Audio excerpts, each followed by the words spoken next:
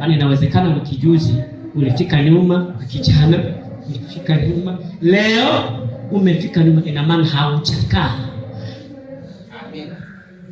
Haujakaa ndani ya neno la Mungu. Na kama hujakaa ndani ya neno la Mungu, kwa wale ambao Yesu anaita ni wanafunzi wake, wewe haumo. Hata ujazwe hapa, hata uhubiri sana, hata ufundishe sana, hata uimbe sana, wewe si mwanafunzi wa Yesu. Tena anasema kweli. Ina maana hii kweli tukirudisha nyuma, na wewe tutasema wewe si mwanafunzi wa Yesu kweli.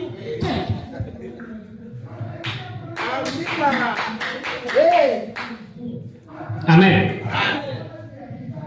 Hii ndio mifupa ya mtu mwenyewe aanze kujielewa. Hata kama nina Biblia, mimi ni nani? Mimi ni nani? Tumeitwa hapa wenye kuwa na sehemu ya 10 waje walete sehemu ya 10. Wiki jana mchungaji alinifurahisha sana. Unashangaa unakosa sadaka, udongo upo. Aliposema udongo kama sasa hii jengo litajaa udongo. Maana hapo baleta masandarusi hapo. Kasema sasa mchungaji yaani hapa ametoa maneno mazito. Kweli tukisema kwamba hatuna ni uongo. Si udongo kweli upo. Hivi kuna hazipo? Na maji alisema na maji. Tena mimi wakati alisema maji ndio ilikuwa zoezi langu. Nikakumbuka ananikumbusha. Na hadi leo natafuta dumu. Nalitafuta. Si kwamba nitakuwa naleta maji kila mara. Mimi nitakuwa nikifanya naangalia sina cha naleta maji. Amen. Kwa sababu nisije bure. Maana mwenye kukaa ndani ya neno la Mungu ni mtu ambaye anaenda sawasawa na neno la Mungu. Neno la Mungu linasema kwamba tusiende bure. Tusiende bure wapi? Tusiende bure wapi? Sasa wewe unakuja bure. Wewe unakuja bure. Na neno ndio linasema kwamba tusiende mitupu, tusiende bure, tusiende wazi. Sasa wewe unakuja mikono mitupu. Umeheshimu ile neno? Haujakaa. Wakati mwingine kukaa ni kuheshimu neno la Mungu. Tuna kazi sisi wa kwenda mbinguni, tuna kazi. Sio kucheza hapa na kuimba kwa hapa. Kuna maneno mengine tunayaimba hapa ambayo ni magumu kuyaishi. Amen. Kukaa. Kukaa. Unakuta Kristo kama mimi hapa mzee ametuambia sisi ni walimu. Sasa unakuta mimi maandiko yanasema kwamba mtumishi mzuri ni yule ambaye anayejua kufundisha nyumba yake. Sasa mimi leo ninahubiri lakini utakuta nyumba yangu haipo sawa. Nimekaa. Amen. Nimekaa. Haya ni mafundisho. Ni mafundisho watu wanaulizaga, wanachekaga lakini usinune. Alafu nasema kwamba tuwe na ufahamu. Wa kufahamu. Yesu wakati anauliza wanafunzi, nyie watu huko wananiita ni wanani? Mwalimu ndo alisema ile asubuhi. Anasema wewe pengine ni nabii yule, ni Elia. Ndio anasema huko leo anasema sasa nini ambao ni wanafunzi wangu kweli nini? Ndio mimi ni nani? Mmoja akasema kwamba wewe ni nani? Kwa wale waliokuwa asubuhi. Wewe ni nani? Nakimbia kwenda huko sababu ya hiyo.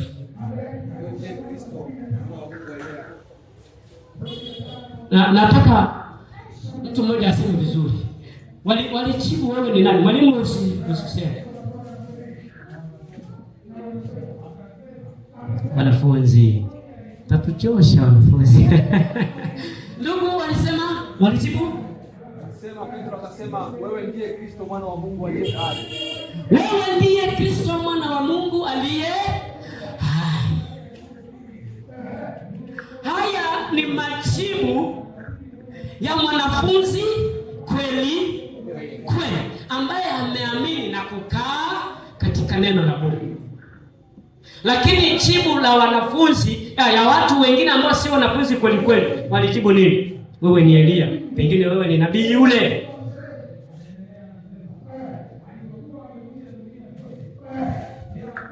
Kumbe wakati tukifundishwa sisi na kukaa ndani ya neno la Mungu, kutulia,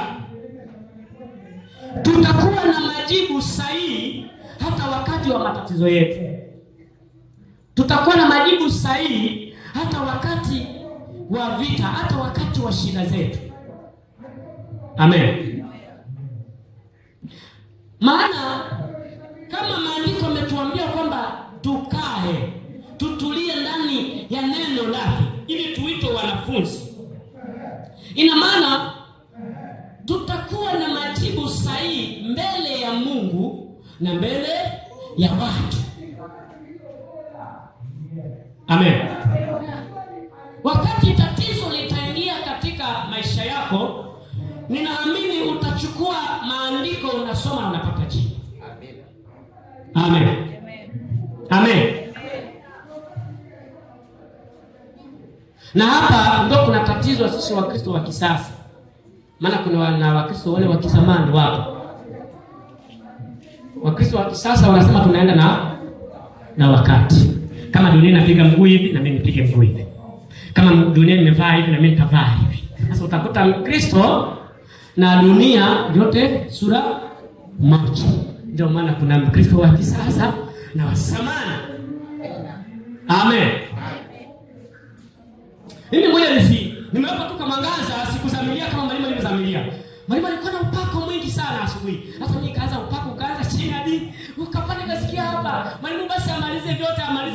Ndio nilitapale kimya, akasema basi maliza basi twende hivyo. Sasa mimi langu ni hivi, tusome katika kitabu cha Matendo ya Mitume sura ya 3 mstari wa 14 naona.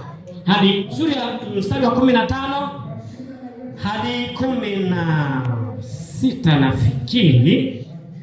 Bwana Yesu asifiwe. Somo letu fupi tu. Wewe ni nani na nani? Wewe ni nani na nani?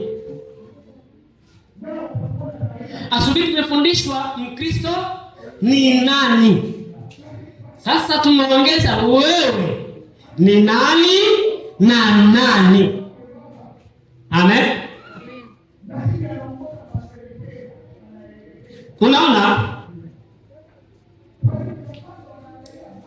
Huyu Paulo aliandika hichi kitabu kwenye sura ya kwanza. Ameandika hichi kitabu tayari ameshamkubali Yesu Kristo kwa Bwana Mwokozi wa maisha yake. Na kwa sababu Mungu anapendaga watu ambao wanasumbua kanisa, watu ambao wanasumbua ulimwengu, watu ambao wanatesa walio wake, ndio Mungu anawapendaga. Kumshika na kumgeuza na kuanza kumpachika maneno na kumwambia anza kusema. Ndivyo alivyofanywa Paulo. Amen. Sasa kifupi kwamba kama tunasema wewe ni nani na nani, kwa mujibu wa somo hili nimekumbusha la asubuhi kwamba tunaamini kisha tukae na tuwe na ufahamu. Tukishakaa tunaitwa wanafunzi wa Yesu kweli. Amen. Na hapa tunamfahamu Yesu Kristo katika kweli, maana aliye kweli ni nani? Ni Kristo. Amen. Amen. Kweli ni Kristo. Sasa sisi tunaitwa wa Kristo kwa sababu tulimwamini Yesu Kristo. Kristo, alafu tukakaa kwa neno lake. Yesu akatuita sisi ni wanafunzi wake kweli kweli, na tukaifahamu kweli, ambaye kweli ni Yesu Kristo. Sasa sisi ni akina nani na nani? Hii mvua inatuharibishia, lakini ni baraka. Narudia hapa ili unielewe, sitakuwa mrefu. Tumefundishwa hivi, sisi tunaitwa Wakristo kwa sababu tulimwamini Yesu Kristo kwa ujumbe wa maneno yake tuliyoyasikia. Amen.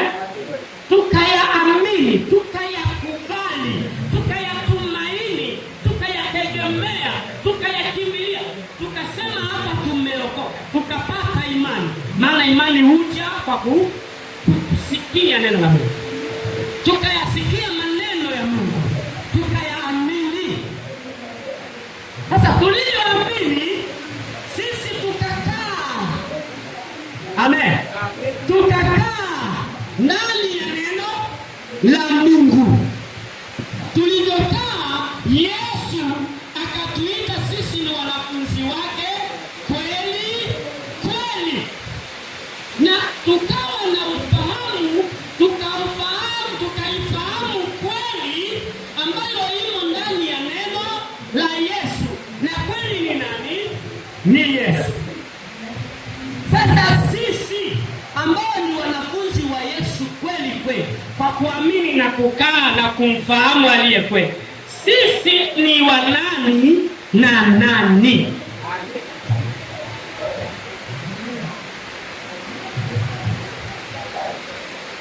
Hapo tu ninaongeza hapo.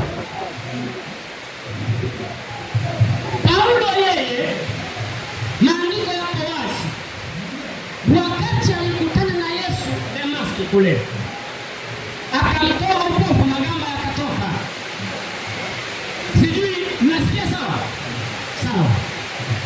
Sasa Yesu kwa mwito alioitwa Paulo, kwa mwito ambao Yesu alimuita Paulo, tofauti na Petro, tofauti na Yohana, tofauti na Yakobo. Amen. Yakobo walimkuta pale anatoza ushuru, walimuita bwana.